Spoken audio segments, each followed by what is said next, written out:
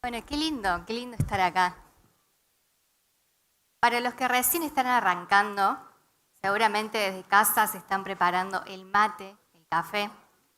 Les digo tranquilo, no vamos a hacer debugging en producción, pero sí vamos a hablar de un tema que nos iguala a todos los desarrolladores, tanto juniors como seniors, que es sobre la herencia de código. ¿Alguna vez escribieron una función tan fea que les dio vergüenza verla después? Bueno, yo sí. De hecho, quiero arrancar con un meme que seguramente conocen, que es ese que dice ¿quién escribió esto? Y cuando hacen blame, aparece su nombre. Bueno, esa fue mi realidad más veces de la que me gustaría admitir. Me tocó mantener mi propio código y fue como abrir una partida del Doom en modo pesadilla. Ahí fue cuando me di cuenta de que programar no se trata de hacer que el código funcione ya. Se trata de pensar en el futuro, en ese alguien que viene después a leer nuestro código e incluso si ese alguien sos vos, dentro de 2 semanas sin dormir, con un café frío y con el deadline soplándote acá en la nuca. Escribir código limpio es una inversión silenciosa para el futuro, para la velocidad del equipo, para la calidad de lo que entregamos como desarrolladores y en algo que olvidamos demasiado seguido, que es nuestra salud mental como devs. Hay que pensar en que el código que escribimos hoy es el lugar donde vamos a vivir mañana. Y muchas veces pensamos en que programar es simplemente hacer que algo funcione y ya, esa es la parte fácil, ¿no?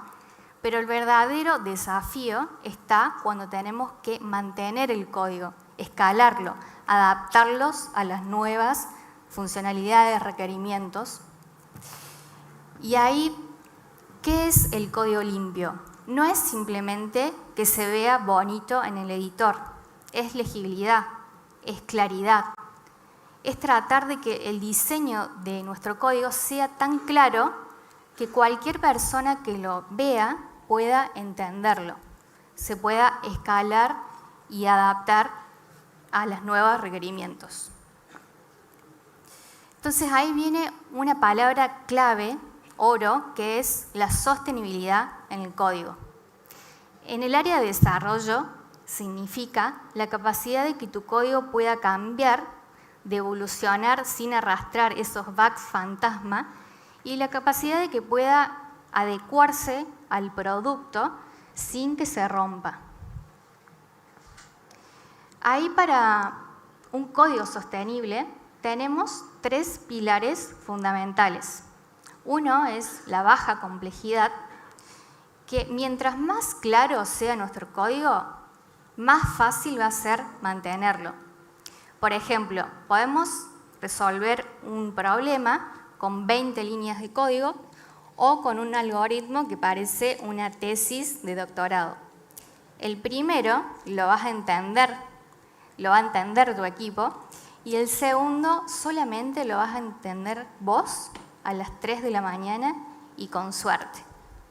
Por eso, el mejor código es el que se explica en una servilleta de papel. Como segundo pilar tenemos los tests. Los tests son nuestra red de seguridad. Imagínense que refactorizar algo sin test es casi como saltar del avión sin paracaídas. Es clave de tener, no me refiero a una cobertura del 100% de nuestro código, sino de poder cubrir los casos críticos, esos que si fallan pasan a producción como un bug productivo un viernes a la tarde y ese bug que vuelve el día lunes y te arruina toda la semana. Y por último, tenemos el pilar de la flexibilidad. Un código flexible es el que se adapta a cualquier tipo de cambio, es el que está listo para un cambio. ¿Y qué podemos hacer también para poder tener un código flexible? Es aplicar un diseño modular, principios SOLID, dependencias claras y tratar de evitar esas dependencias innecesarias. Y ahí viene un principio clave que te ayuda a sostener el código, que para mí es como un mantra, el refactorizar como un hábito. Y a ver, refactorizar no tiene por qué ser un castigo divino que llega cuando el código ya es un caos. Debería ser algo parte de nuestra rutina, de hacerlo paso a paso. Y ahí, bueno, déjenme contarles un caso real. Hace un par de meses, con mi equipo, trabajábamos con un método de update de una entidad crítica del negocio. Y a primera vista, la función andaba perfecto. Pero por debajo de la superficie, ¿qué pasaba? Era todo un caos. Teníamos más de 100 líneas de código, lógica de negocio mezclada, el orden de las operaciones era clave. Ahí se ríe mi equipo porque sabe de qué me refiero. El orden de las operaciones era clave, o sea, modificábamos algo y podíamos alterar todo el flujo. ¿Y qué pasó? Eso implicó errores en producción. Y el dolor fue tan grande que no tuvimos otra solución. Decidimos renunciar. No, mentira. Decidimos refactorizar. Y ojo, no fue un Big Bang, fue un proceso gradual. Lo que hicimos fue planificar reuniones semanales para hablar sobre buenas prácticas, sobre refactor. Y sprint a sprint trabajamos sobre historias técnicas para mejorar lo que ya estaba hecho. Y ahí la clave no era simplemente de reescribir por reescribir. Se trata de mejorar la estructura interna del código sin modificar el comportamiento externo. ¿Y ahí qué fue lo que hicimos? Lo que hicimos fue separar la lógica, llevamos las funcionalidades más complejas a funciones que hacían una sola responsabilidad, una única responsabilidad. Eliminamos la duplicación, o sea, tomamos el código duplicado y lo llevamos a funciones reutilizables. Mejoramos la claridad. Renombramos las variables y los métodos de una forma que sea mucho más clara. Y por último, y más importante, es que agregamos test para todas esas funciones nuevas, lo que nos permitió de poder seguir refactorizando sin tener miedo a romper algo. Y ahí, ¿cuál fue la lección? Que la deuda técnica no es algo inevitable. Es algo que lo debemos priorizar y que, bueno, como digo, no es algo que se pueda evitar, sino es algo que se debe priorizar y no es un dolor solamente de los desarrolladores. Esto hay que tener en cuenta, de que la empresa también tiene que pagar ese precio con los tiempos de mantenimiento, con los requerimientos que se atrasan, con los sprints que se atrasan, porque esos requerimientos no salen con el tiempo adecuado que deberían. Bueno, ahí, pero hablando de refactor, no es simplemente de identificar algo que está mal. Tenemos que contar con bases de buen diseño, buena arquitectura, para justamente poder identificar estos problemas en el código y tomar un buen criterio para mejorarlos.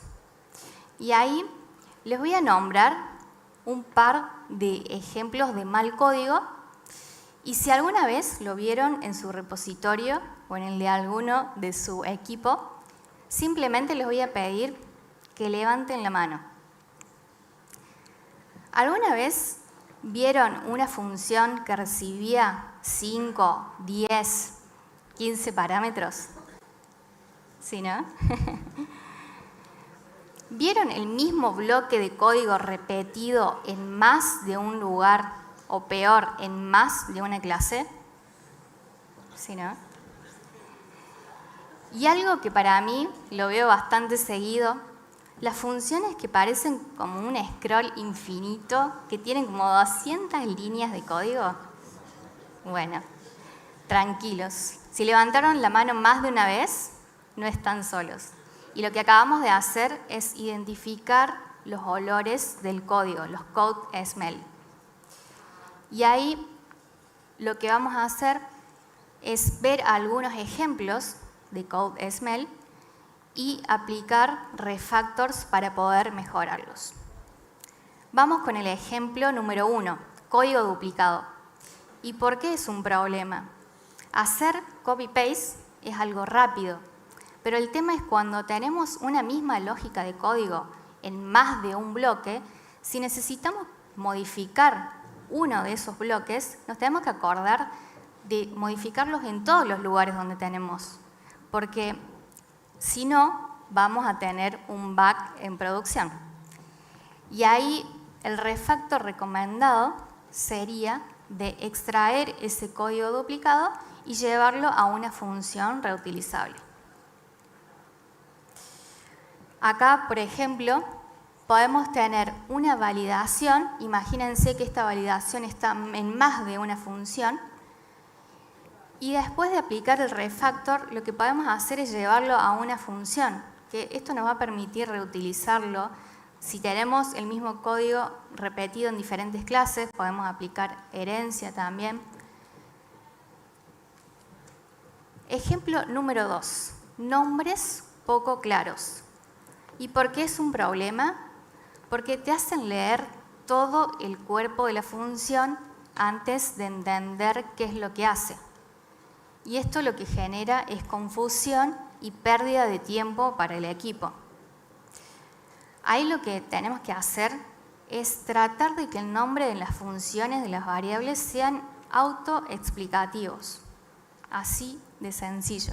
Por ejemplo, en lugar de tener un nombre genérico con nombres de parámetros genéricos, podemos dejar la función con claridad de lo que hace. Es autoexplicativo, no necesito de llamar a nadie para que me explique qué es lo que hace este código.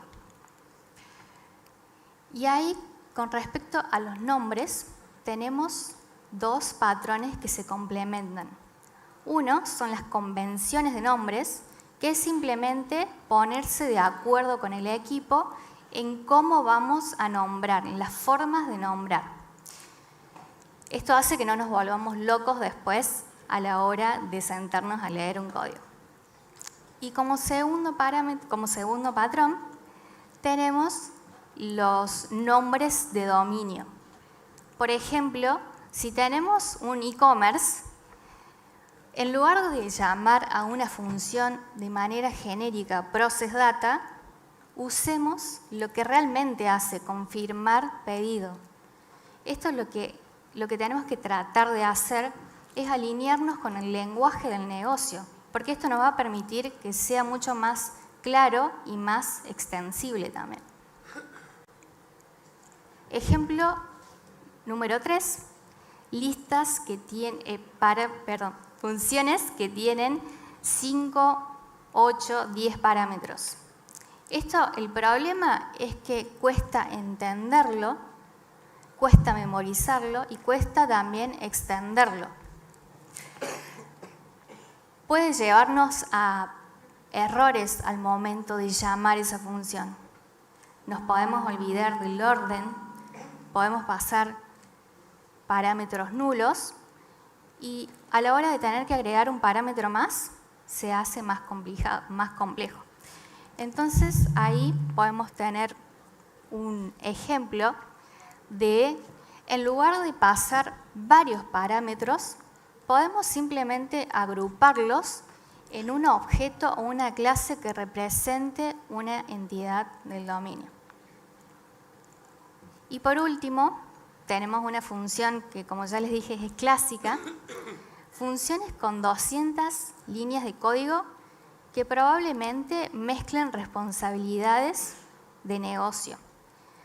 Ahí lo más sencillo de hacer es de aplicar el principio de responsabilidad única. Cada cosa debería hacer lo suyo, cada comportamiento debería estar en un único lugar.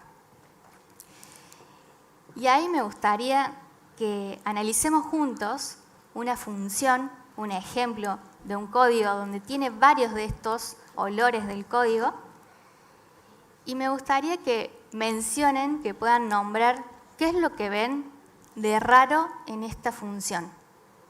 Pueden decir palabras, olores, síntomas. Por ejemplo, vean el parámetro data. ¿Qué es lo que hace data? Puede ser cualquier cosa, puede ser un cliente, un perro. No sé lo que es hasta leer todo el cuerpo de la función.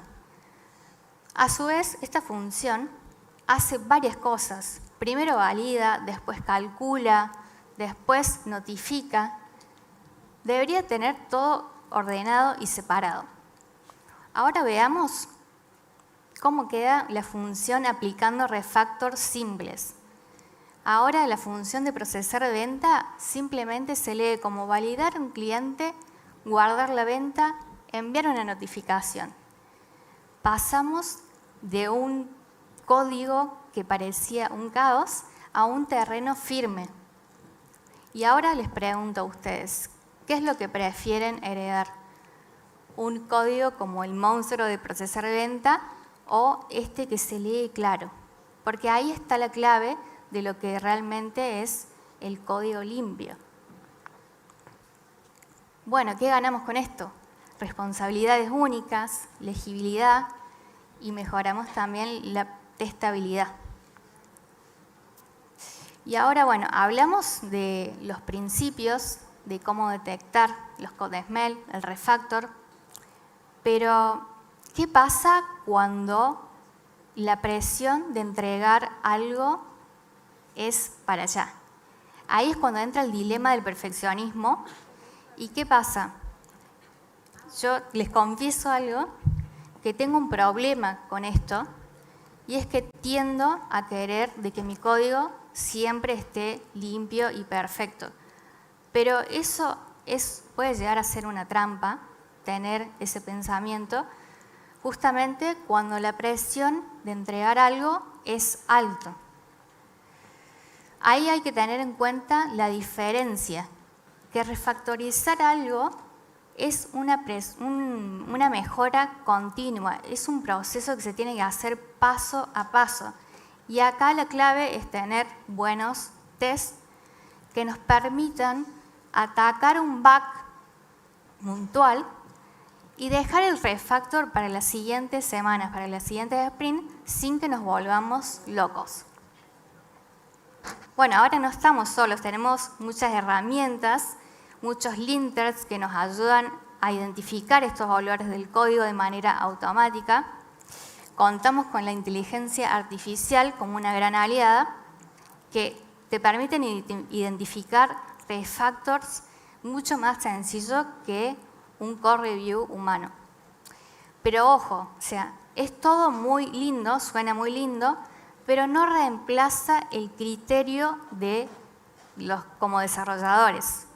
Es por eso la importancia de también conocer sobre diseño, arquitectura, buenos patrones, porque no podemos tirarle todo el código a la IA y decirle arréglame esto, porque también sería un poco difícil para el equipo, sería como tirarle una granada, porque vuelve con sugerencias contradictorias y porque hablando de temas de seguridad, también acá mi equipo de seguridad presente, que no podemos meter información sensible de negocio a la nube.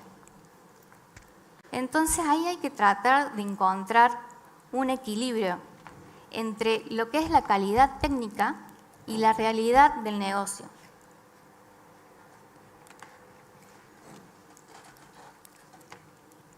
Y ahí reside la importancia de esta charla, de esta sección, que no se trata de tener el código perfecto. Se trata de poder refactorizar, de poder mejorar el código todos los días, cada vez que lo leemos. Pulirlo para que no se oxide. Entonces, ahí, como consejo, les digo que no dejen que la perfección los paralice. Busquen siempre la mejora continua. Y ahí tengo un desafío para cada uno de ustedes, que lo pueden hacer hoy mismo, y es que cuando lleguen a su compu, abran un archivo de su repositorio. Elijan uno cualquiera. Elijan una función y léanla como si no entendieran nada.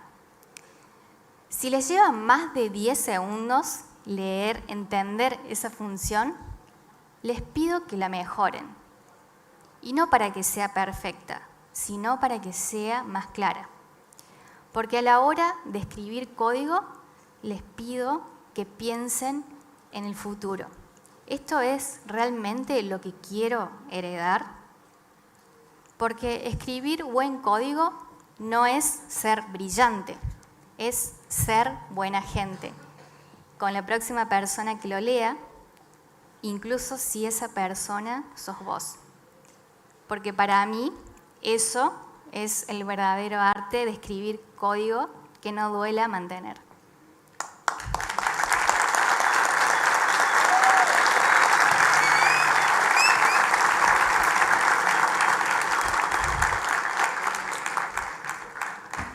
Muchísimas gracias, Rocío. Te invitamos acá al centro del escenario porque venimos ahora a hacer estas preguntas.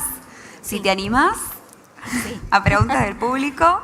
A ver, levante la mano que tiene preguntas.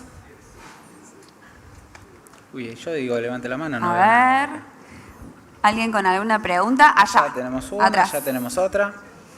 Ahí te acercamos un... Si levantas la mano de nuevo, perfecto, gracias. Bien. ¿Cómo estás?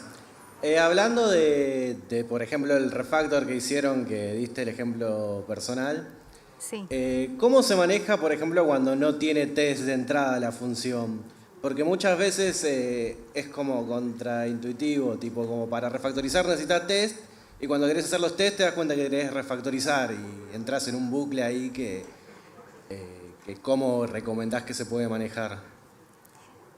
Está bárbara tu pregunta y de hecho para mí la clave para refactorizar código es tener test, si no es imposible, si no modificás algo de código y se rompe en otro lado. Entonces para mí hay que darle importancia, sé que también lleva tiempo, pero como todo es una inversión que hay que estar dispuesto a pagar. Primero para mí es eso, la clave tener una buena cobertura de test y después con tranquilidad vas a empezar a poder refactorizar sin miedo a que se rompa algo. Bien, hay otra pregunta por allá, ¿no? Levante la mano de vuelta de la pregunta de aquel lado. Ahora no la levanta.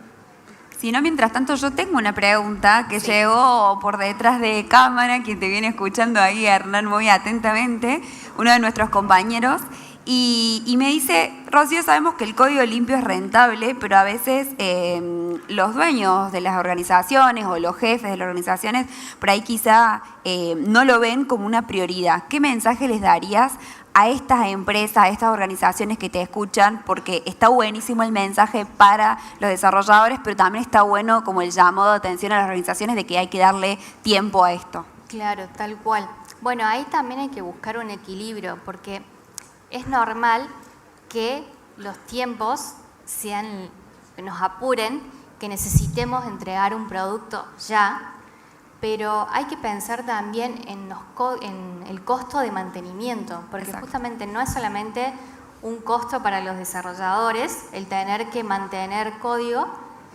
porque además te duele la cabeza tener que leer algo que está mal escrito, un código heredado mal escrito. Es también pensar como empresa de que eso va a llevar mucho costo de mantenimiento. Claro. Va a atrasar también cuando haya requerimientos nuevos, va a atrasar sprint.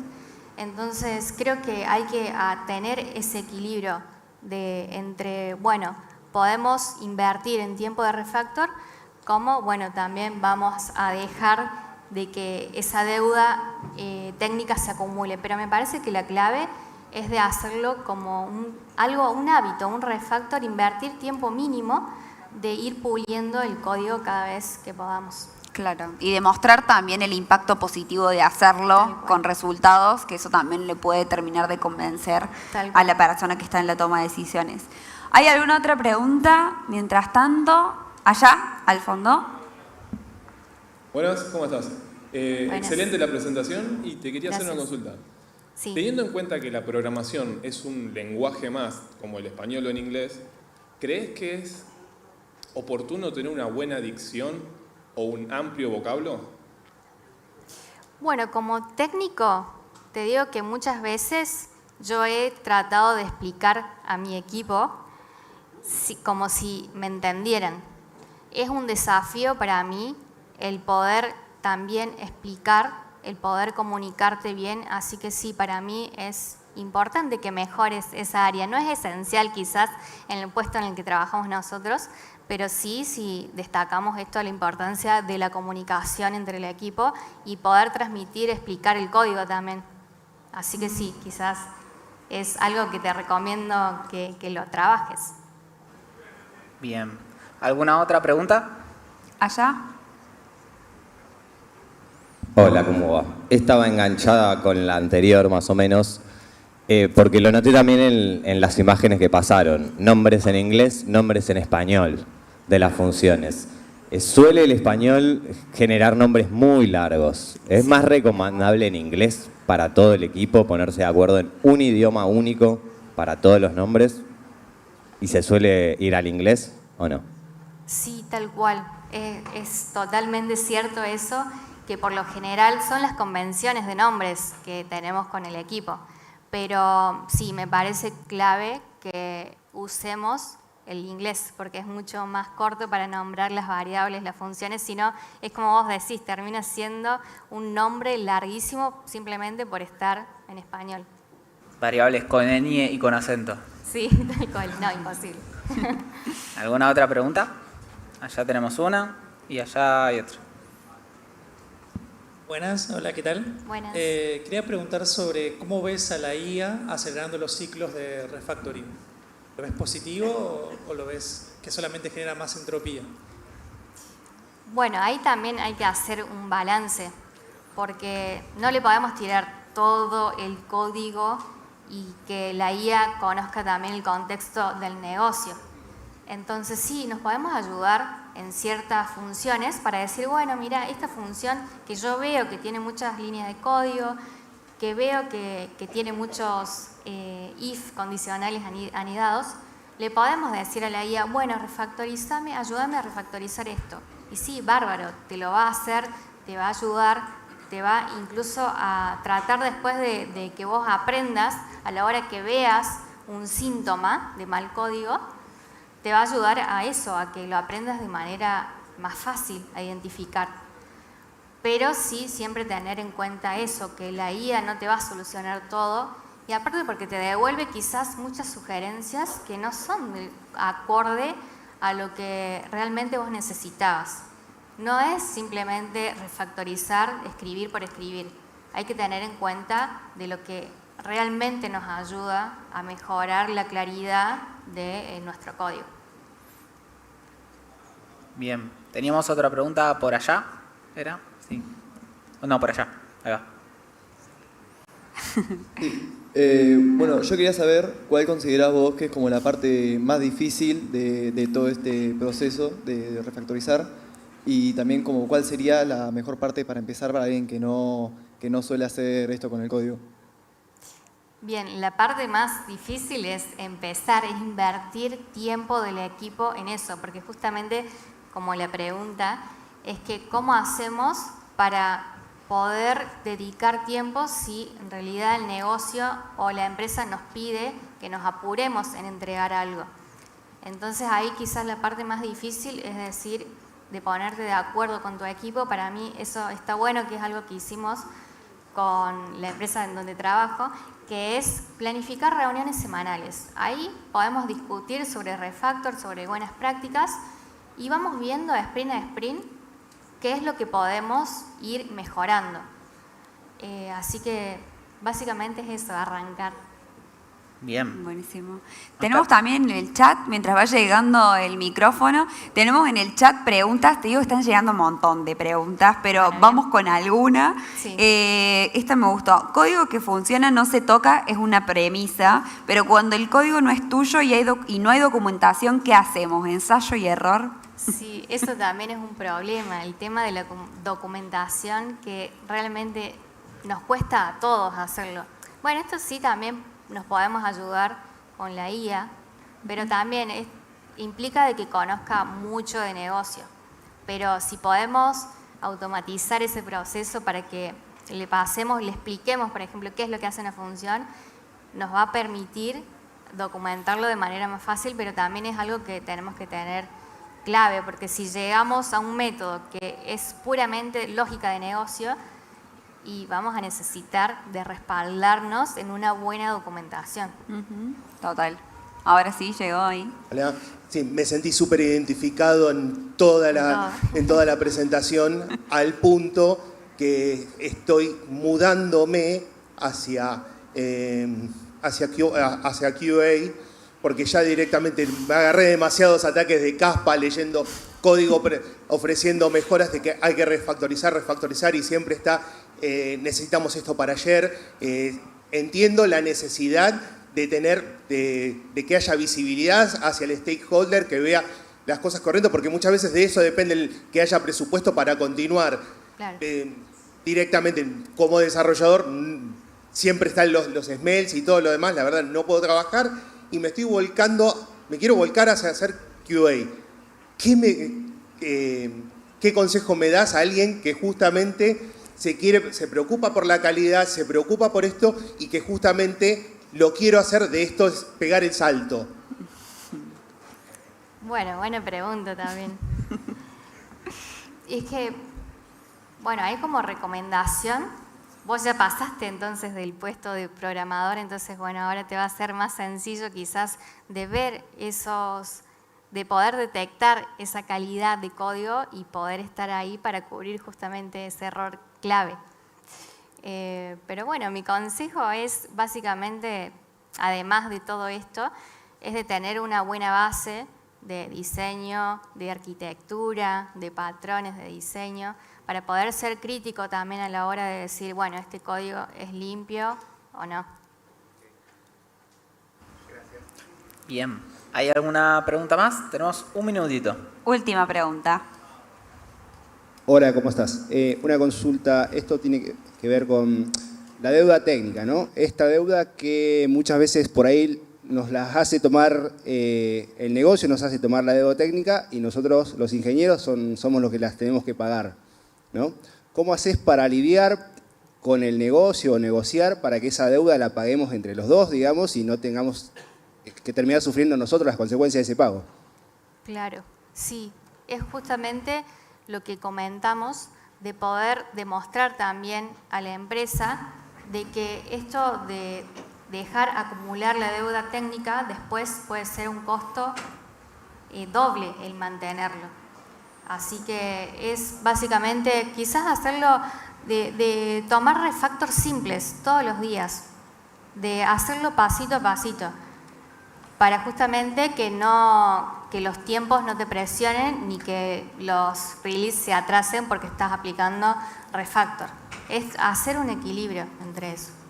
Buenísimo. Bueno, muchísimas gracias. Le damos un aplauso. fuertísimo aplauso. Gracias, gracias.